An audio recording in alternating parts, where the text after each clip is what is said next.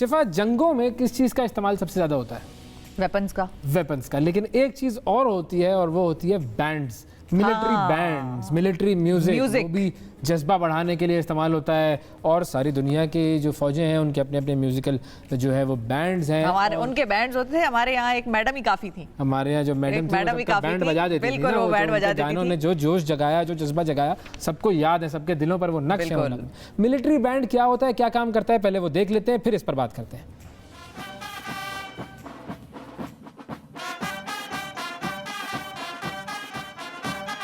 जंगों की तारीख उतनी ही कदीम है जितनी इंसानी तारीख। बेहतरीन सपा और शानदार कुमक के अलावा अस्करी म्यूजिक का भी जंगों के जीतने में मुतासिर कुन किरदार रहा है। कदीम जमाने में जंग के दौरान सिपाह को पैगामात तंबूरा के जरिए पहुंचाए जाते थे। इन पैगामात में तबले जंग बजाने से लेकर सफबंदी, हमला करने, दिफा और हिकमत अमली को हतमी शक्ल देना शामिल होता था।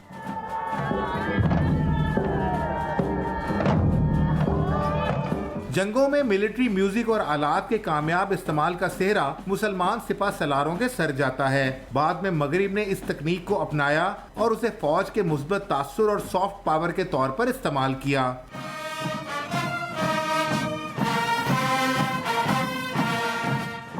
निस्फ सदी कबल 1970 में सदियों पुरानी मिलिट्री बैंड्स और म्यूजिक की दम तोड़ती तहजीब को बचाने के लिए इंटरनेशनल मिलिट्री म्यूजिक सोसाइटी का कयाम अमल में लाया गया। पाकिस्तान भी इस तंजीम का रुकन है और दुनिया भर में 276 मिलिट्री बैंड्स के साथ दूसरे नंबर पर है। IMMS की तारीख में पहली बार किसी एशियाई मुस्लिम पाकिस्तानी डॉक्टर साद खान को 2 साल के लिए उसका चेयरमैन मुंतखब किया गया।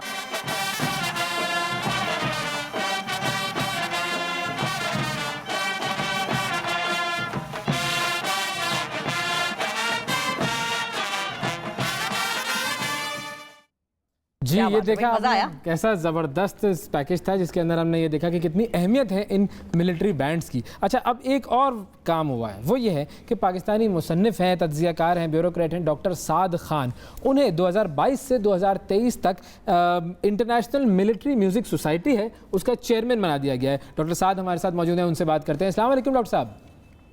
वालेकुम अस्सलाम। डॉक्टर साहब, बहुत शुक्रिया प्रोग्राम में वक्त देने के लिए। सबसे पहले तो ये बताइए कि जो इंटरनेशनल मिलिट्री म्यूज़िक सोसाइटी है ये क्या है, इसका काम क्या होता है? जी, बुनियादी तौर पे अस्करी मौसीकी जो है, मिलिट्री म्यूज़िक, वो एक इंसानियत की कदीम तरीन सकाफ़ती मिरास है जिसको हम कल्चरल हेरिटेज कहते हैं। हेरिटेज में ज़ाहिर फूड्स भी आते हैं, ड्रेसेस भी आते हैं, म्यूज़िक्स भी मुख्तलिफ़ किस्म के आते हैं, ट्रेडिशंस आती हैं।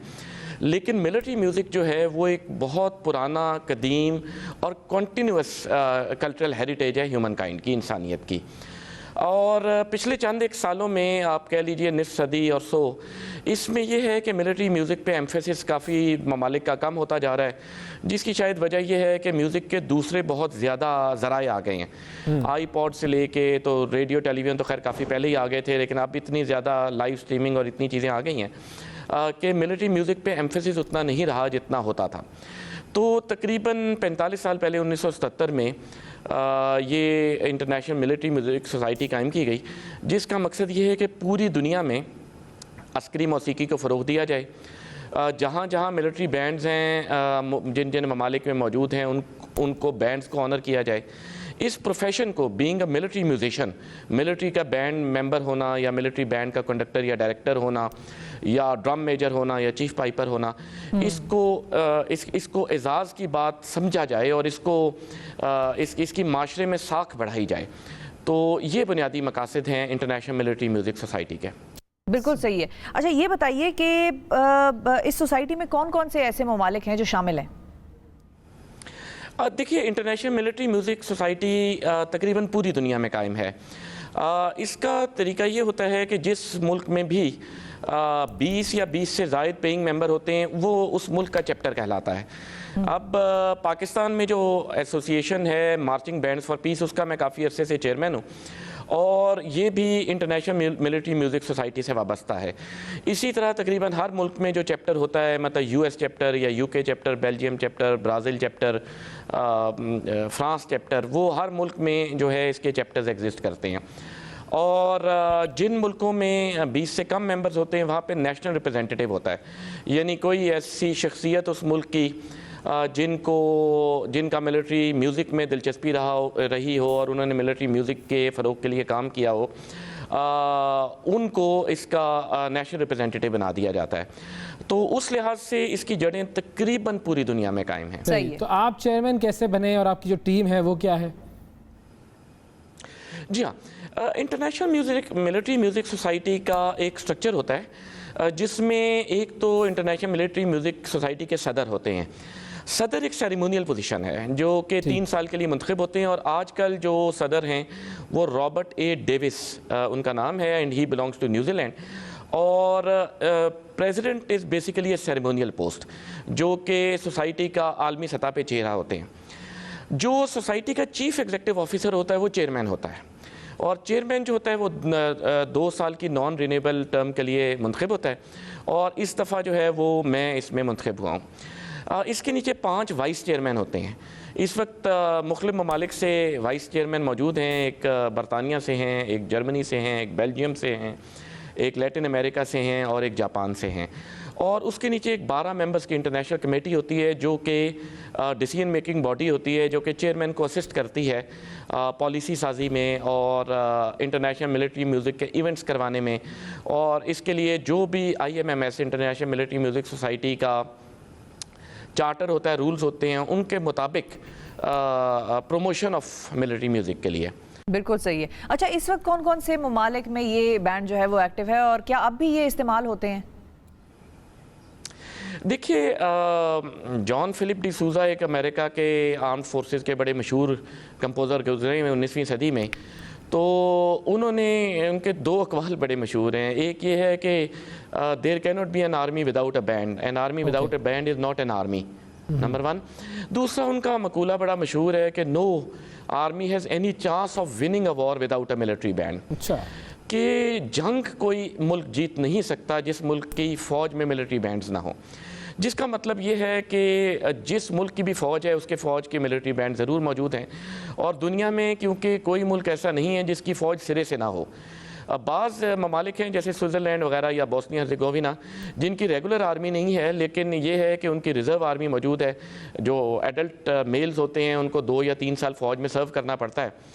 तो क्योंकि कोई ऐसा मुल्क नहीं है जिसकी दिफाई फ़ौज ना हो, कोई ऐसा मुल्क नहीं है जिसकी पुलिस ना हो, कोई ऐसा मुल्क नहीं है जहाँ पे यूनिफॉर्म्ड इदारे ना हो। मिसाल के तौर पे school, colleges, fire brigade, rescue 1122, uniformed इदारे आप मुसल्लह अफवाज भी और दूसरे भी बैंड के बगैर एग्जिस्ट नहीं कर सकते। क्योंकि एक तो बैंड्स का किरदार जंगों में था, है और रहेगा। 2 किस्म के किरदार हैं, एक आजकल थोड़ा मादूम हो चुका है, दूसरा कायम है। जो सिग्नल्स के मॉडर्न ज़राए हैं, किसी किस्म की सिग्नलिंग के, टेलीफोन हो गया, टेलीफैक्स हो गया, ईमेल हो गया, सोशल मीडिया हो गया, टेलीग्राम तार, SMS, व्हाट्सएप मैसेज, ये सारे पिछले 10 से 200 साल तक की ईजाद है। अगर टेलीग्राम कर लें तो वो मिड 19th सेंचुरी का है, और अगर फेसबुक कर लें तो उसे 10-12 साल पुरानी है। जंगें तो हमेशा से रही हैं, जहाँ पे इंसान होगा वहाँ पे कॉन्फ्लिक्ट तो होगा। बिल्कुल। तो मिलिट्री बैंड जो थे वो आर्मी का सिग्नलिंग विंग थे, क्योंकि जब वायरलेस या कोई और चीज़ नहीं थी तो आपने ख़ास किस्म की बिगल की धुन बजाई जिससे पता चल गया कि फ़ौज अब अटैक कर दे, या आपने एक और धुन बजाई जिसका मतलब ये था कि तोपखाना फ़ौरन तोपें चलाना शुरू कर दे। कि जब लाखों लोग मौजूद होते थे और बिजली मौजूद नहीं थी, लाउड स्पीकर मौजूद नहीं था, और एक मैदान जंग में, तो इंसान की जो ओरल वॉइस है किसी इलेक्ट्रिक या इलेक्ट्रॉनिक कॉम्प्लीमेंट के बगैर वो तो ज़ाहिर है 10 फुट, 20 फुट, 40 फुट तक जा सकेगी। और बड़े बड़े मैदान जंग में कैसे आपने उसे करना था, तो म्यूज़िक के अलावा उसका कोई तरीका नहीं था, म्यूज़िकल इंस्ट्रूमेंट्स के अलावा। तो वो आज भी, मतलब जंग में तो नहीं, लेकिन जो परेड कराई जाती है, जो फ़ौज में, पुलिस में डिसिप्लिन कायम किया जाता है, जो फ़ौज और पुलिस की ट्रेनिंग अकेडमीज़ होती हैं या दूसरी यूनिफॉर्म फोर्सेस की, फायर ब्रिगेड वगैरह की, तो उसमें तो मतलब बैंड के बगैर उनकी तरबियत के होने का भी सवाल ही पैदा नहीं होता।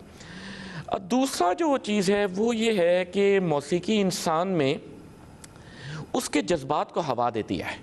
मिसाल के तौर पे मोहब्बत में भी रोमानवी मौसीकी से इंसान लुत्फ़अंदोज़ होता है, जिससे अच्छा दलेरी के लिए भी अगर मिली नगमे इंसान को सुनाए जाएं तो इंसान का जोश और जज्बा बढ़ता है। वही चीज़ तकरीर के अंदाज़ में कही जाए या वही चीज़ मौसीकी के अंदाज़ में कही जाए, इसमें फ़र्क है।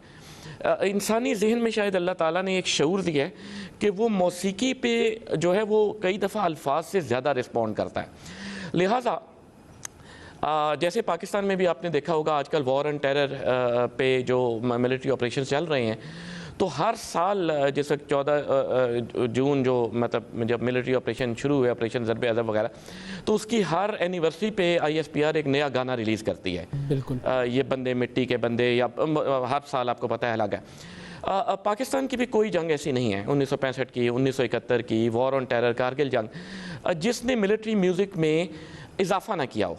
बिल्कुल सही। और वो सारे नगमे हमें याद हैं कि किस तरीके से 1965 की जंग में भी खासतौर पर जो नूरजहां साहिबा का जिक्र किया, वो नगमे लोगों के दिलों को गरमा देते थे, जज्बा बढ़ा देते थे। अच्छा, अगर हम पाकिस्तान की बात करें तो फाइनली हमें ये भी बताइएगा जो पाकिस्तान का जो मिलिट्री बैंड है उसका कंपैरिजन अगर करें दूसरे ममालिक से तो कहाँ रैंकिंग में हम खड़े हुए हैं?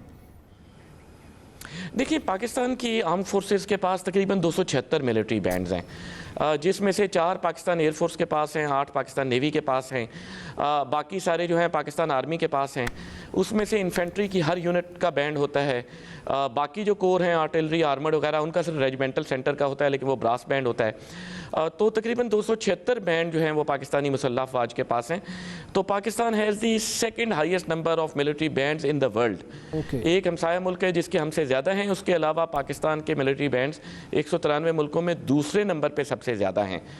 और यही is one of the reasons कि काफ़ी अरसे से, बल्कि जब से IMMS क्रिएट हुई है, कभी कोई एशियन इसका सरबराह नहीं बना था, चेयरमैन नहीं बना था IMMS का।